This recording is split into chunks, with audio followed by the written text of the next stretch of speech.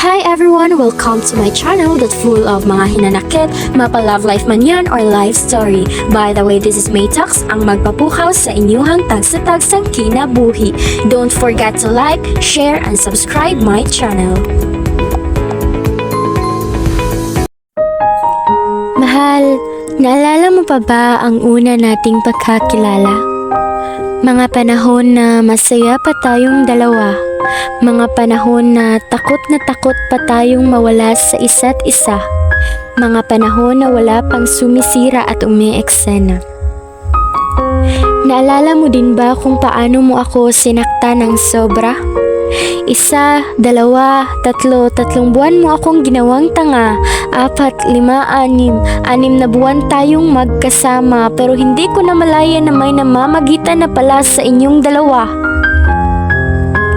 Sa tuwing tayo ay magkasama, ika'y sabik na akong makita. Sabay banggit mo sa akin ang pangalan niya, pero teka, ako'y nagtataka.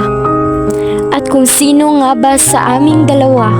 Ako o ang aking kaibigan ang gusto mong makita? Ako'y nalilito na. Bakit palaging meron siya na umi-eksena? Nandito naman ako, pero bakit hinahanap-hanap mo siya? Hindi ko makakalimutan ang gabi. Nakitang-kita sa aking dalawang mga mata na kayong dalawa ang magkasama.